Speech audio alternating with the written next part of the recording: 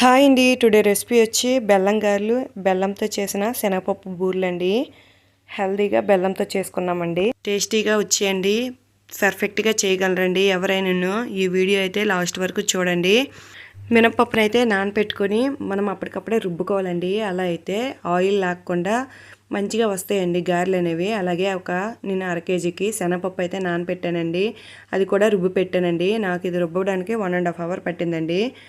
పెనం పెట్టి oil heat చేసుకున్నాక ఆయిల్ చూడండి హీట్ అయిందో లేదనేది కొంచెం ముద్దేసి ఇలా తేలినట్లయితే ఆయిల్ హీట్ అయినట్లేనండి. అప్పుడు చేయితో ఒక రౌండ్ బాల్లా చేసుకొని మన వేలుతోనే రౌండ్గా అణిచి వేసినట్లయితే చాలా పర్ఫెక్ట్గా చాలా బాగా అయితే వస్తాయండి.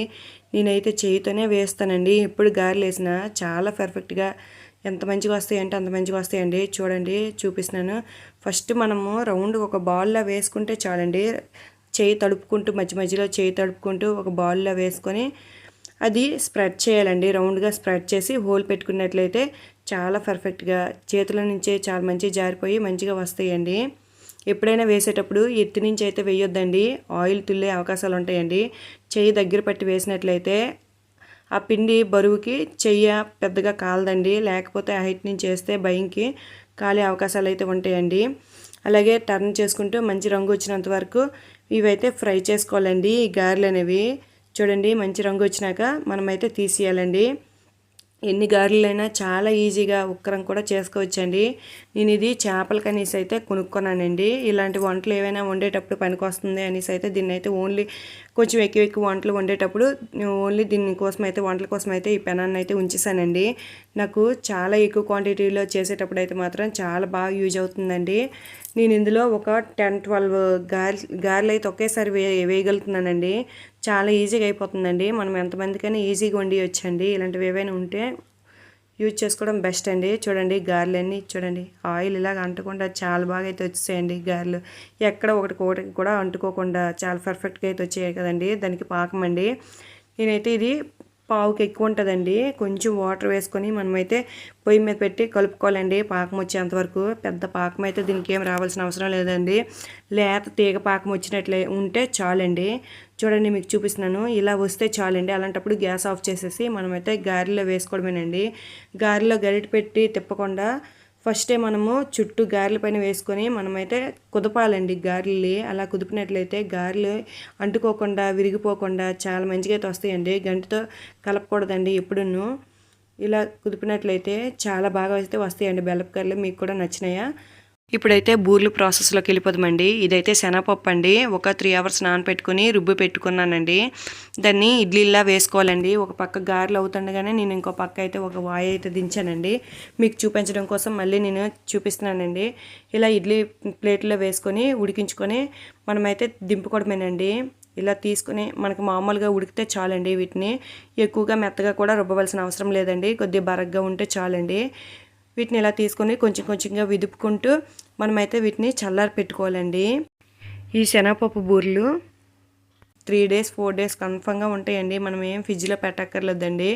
మళ్ళీ హెల్తీ కూడా ఉండండి. బెల్లంతో చేసుకుంటున్నాం కనుక చాలా ఈజీగా అయితే తినేయొచ్చండి. ఇంట్లోనే చాలా ఈజీగా అయితే చేసుకోవచ్చండి.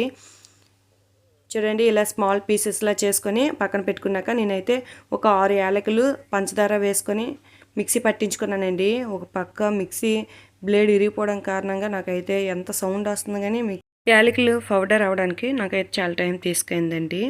అలాగే ఈలోపు చల్లారిపోయిన పప్పునైతే మనము ఇలా స్మాష్ చేసుకోవాలండి చేత్తోనే.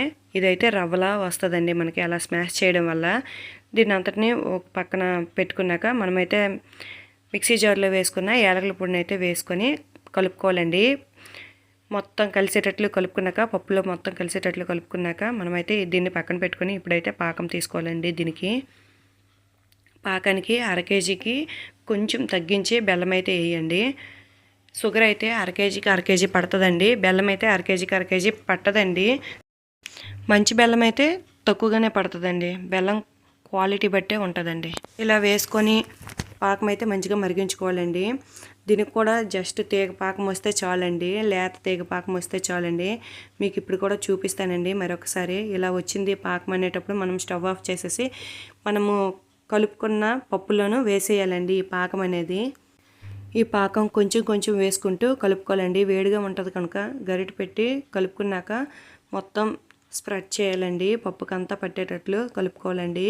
కొంచెం కొంచెం వేస్తూ కలపండి. ఒక్కొక్క బెల్లాన్ని బట్టి పాకం అనేది పడుతుందండి. ఎక్కువ తీసుకోవడం తక్కువ తీసుకోవడం అనేది ఉంటుందండి. మేము తీసుకునే క్వాంటిటీకి అయితే కరెక్టే సరిపోయిందండి. ఎక్కువ రాలేదు తక్కువ రాలేదండి. చల్లగైనాక చేతితోనే కలుపుకోవచ్చండి. చూడండి నేను ఇక్కడ చేతితో కలిపి చూపిస్తున్నాను. ఇలా కలుపుకున్నాక మనకి ఉండ వస్తుందో లేదా అనేది చూసుకోవాలండి. మనకి ఉండ మంచిగా వచ్చిందంటే పాకం సరిపోయింది అని తెలిసిపోద్దండి. కొంచెం నోట్లో కూడా వేసి చూసుకోండి. సాల్ట్ కూడా లైట్గా యాడ్ చేసుకోండి. నేను రుబ్బినప్పుడు కొంచెం సాల్ట్ యాడ్ చేయడం వల్ల మీకైతే చూపించలేదండి. సాల్ట్ యాడ్ చేసుకున్నాక ఇలా ఉండలన్నీ చుట్టు పెట్టుకోవాలండి. ఒక పక్కన మా పాప కూడా చుడతానని అంటుందండి. కొంచెం బెల్లాన్ని తీసుకొని అదే బాండీలో కొంచెం బెల్లం తీసుకొని వాటర్ వేసుకొని కలుపుకోవాలండి. పూర్ణానికండి ఈ వాటర్ అనేవి.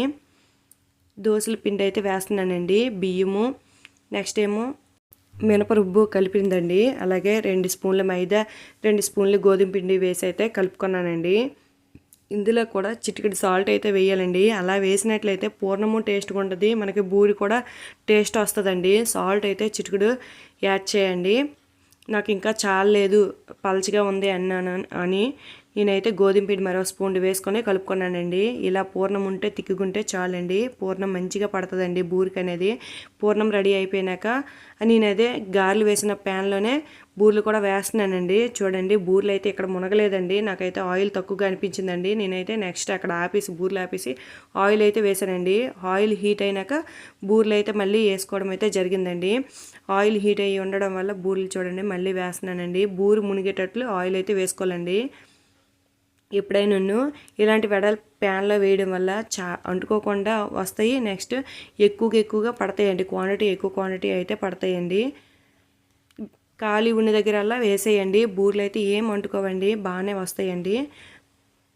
చూడండి మనమైతే తిప్పుకోవాలండి. బూర్లు మాడిపోకుండా మనమైతే టర్న్ చేసుకోవాలండి. ఇలా తిప్పుకుంటూ ఫ్రై చేసుకున్నట్లయితే బూర్లు మంచి రంగులో పర్ఫెక్ట్గా అంటుకోకుండా మంచిగా వస్తాయండి. బూర్లు అయితే మళ్ళీ ప్లేస్ ఉందనేసి నేనైతే ఇంకా బూర్లు అయితే వేసేస్తున్నానండి.